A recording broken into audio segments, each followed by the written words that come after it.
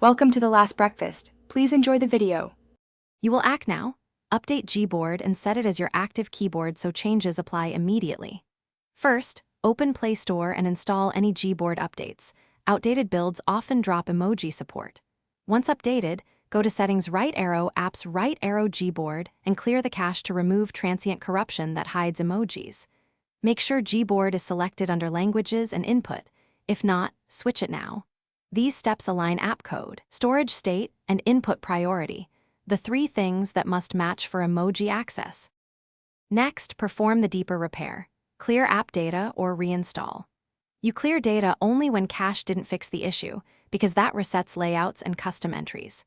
If problems persist, uninstall updates or fully remove and reinstall Gboard to restore missing system files.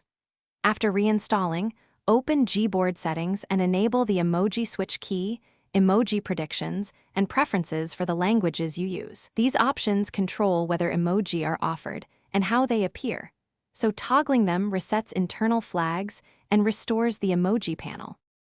Finish by restarting the device to ensure system input services reload with the repaired Gboard files.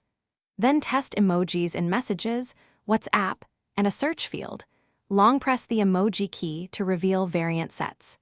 If emojis remain missing, temporarily install another keyboard to confirm whether the issue is app-specific or system-wide. As a last resort, backup data and perform a factory reset, but try reinstalling Gboard and checking system updates before that. One tip: if